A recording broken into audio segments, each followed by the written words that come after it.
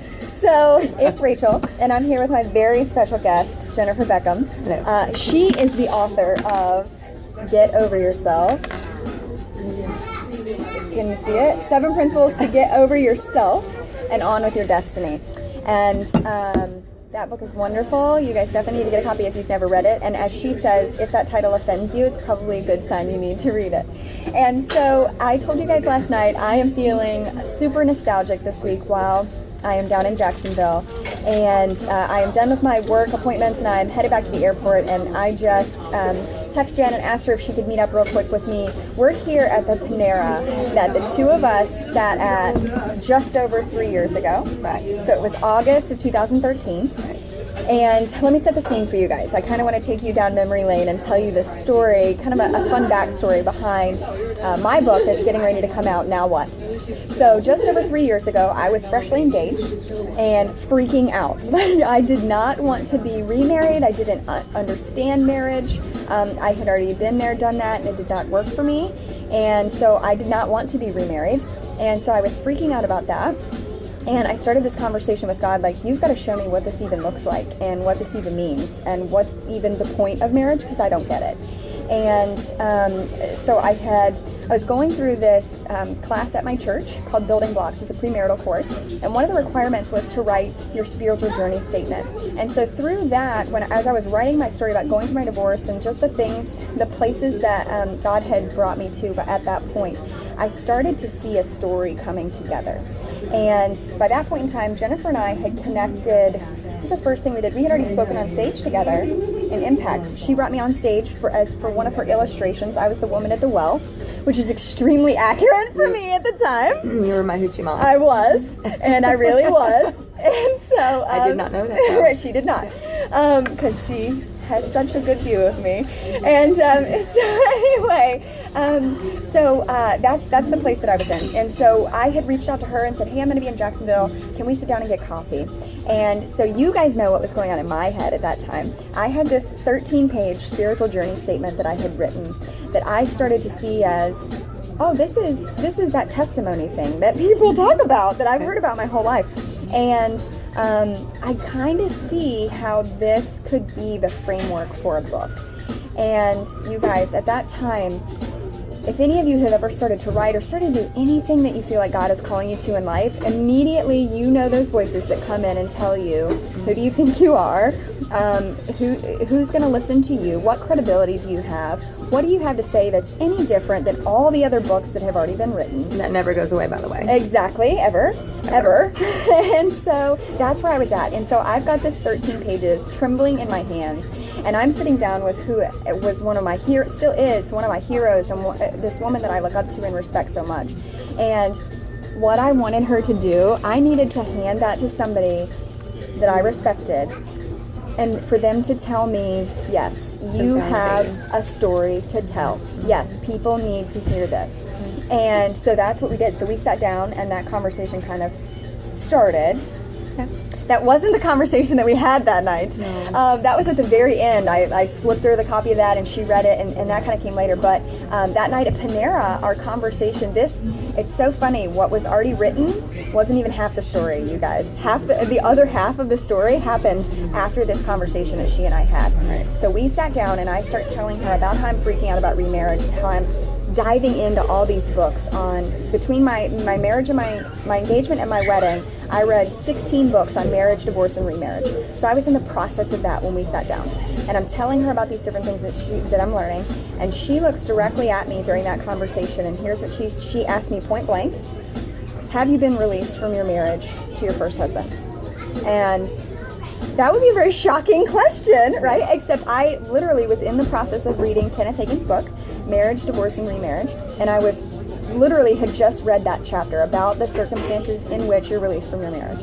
And so I had decided, yes, that I was, but I was actually meditating on that and trying to figure out when that was that I had been released. And then what else did you say to me at that point? I don't know if I felt like I was grilling you. You were grilling me. You were. In a very nice way. Yes. So I think maybe the kicker to everything was when I explained to you that it's really not about whether or not you stay or you leave. It's how you do either one. Exactly. Right? Yep. And that the point wasn't that if you had been released, that the point was when you left, Right. did you leave him in shambles? Did you leave with grace? Did you leave with, I love you, I believe in you, but we can't be together? Right. Or did you leave with, you're a piece of crap, you'll always be a piece of crap, my daddy was right about you, all of that. And if that be the case, then with everything in life and in anything in life, it's really not whether or not you stay or you go, it's how you do either Right. one. Right. And so that's what she said to me. She says, there are definitely circumstances when God releases people from marriage, but how did you leave? And in that moment, you guys, she's still talking and saying all those other wonderful things that she was saying. And for me, the world stopped. I could tell it on your face. Everything, like Absolutely. everything froze. It was literally like a movie scene that then I'm zoned out, and this conversation starts going in my head like, oh crap. Yeah, I didn't leave No, him well. I left him in shambles, probably on purpose. And crap, I have to do something about that. And so immediately I was convicted. I need to have a conversation with him. I need to make this right. I need to apologize. And just as soon as that thought came in, the thought that followed it was, I don't have any way to get a hold of him. He changed his email. He blocked me on Facebook. He changed his phone number. He's moved 16 times. This is just going to have to be between God and I. And I think that's called justification and excuses. of course, I'm not yeah, sure. Right, But yeah. maybe, just a little. And so that was what I had decided I was going to do. And God had a different plan. And this whole story is in my book, you guys. You get to read it. It's crazy, crazy, crazy. The groundwork that God lays. It was 6 weeks later to that day was the day that I got the call from my ex-husband. And we had this beautiful exchange of forgiveness and grace, and it was amazing. But I wouldn't have been in a place to receive that phone call or receive that conversation if you and I hadn't already had that preparatory conversation. Right, and God was just waiting to align your heart with His will, Right. with His word, Right. And then that's how He does. He lines things up, and Right. that's why you got the phone call instead of you having to, Right, exactly. So, yeah, Yes. it's good stuff. Yes. And so But you were mature enough, and you truly wanted freedom enough, Right. that you were doing your homework. Let me just make this point. Kudos to you for, did you say you read 16 books? 16. Yeah. So the fact that you read 16 books on this topic that was kicking your butt shows, I was on a mission. yes, I was on shows a that mission. you were on a mission, but it also shows that, there's one thing to say that you want freedom, it's another thing to go after it until Right. you grasp it, Right, until you right. get it, and digging out your issues. So kudos to you for doing that, because you had already laid the groundwork. Right. And then, and I think it's kind of interesting to know this too, that my statement of it's not whether you stay or you go, it's how you do either one. It's interesting to know that that statement was told to me in my own therapy sessions, because I was a basket case at the time too. But because I was your hero, I divulged only what I needed to divulge. But so I didn't find that out till later. that's where that came from. And so that just shows you that only God can align things in such a way, and only align the mess my life was in to be sitting there across the table and be sharing with you what my therapist just told me, and having it make sense. And you can't make that up, and you can't. And by the same token, you can't doubt that God is real, because when you finally start walking and you start going in in the direction that God would have you to go, He always shows up in miraculous ways, and that's where we get the term. He works in mysterious ways. It's not so mysterious. Right. It's God. It's His word. It's alignment, and that's what He does. Right. It's just awesome. Yeah. And so we had that conversation, and I leave like life changed. I've got to do all these things, all this. She leaves going, I blew her out. I That just kicked her butt, and I did not mean to hurt her.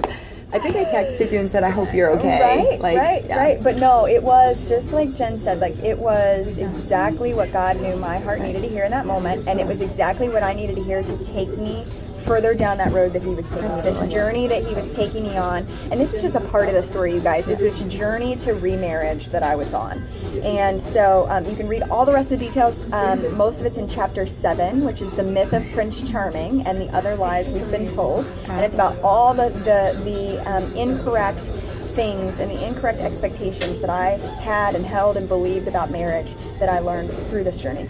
And so I am so excited for you guys to get to read It's amazing. that part of the story, the whole story. It's so awesome. I'm so excited to be sharing it. And it's not just about that. And I know that you've said that before, Right. but the now what, as we were talking last night, the now what experience can be applied to absolutely anything. Absolutely.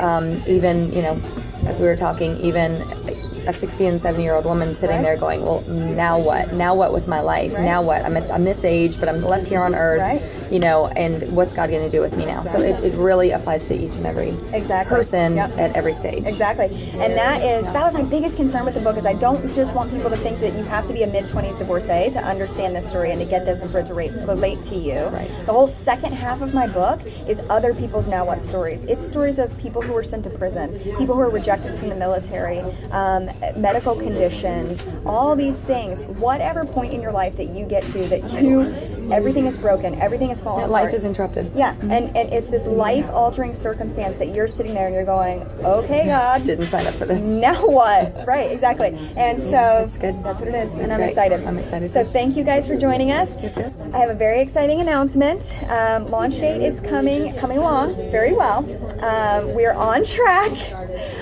I think I'm going to hold off on announcing the I was date. going to say, which means really nothing. I think we're going to hold off on announcing. I'm going to give it a couple more days. I really just want to make sure that we're going to hit this production-wise. But you guys will get an announcement of the launch date very, very soon.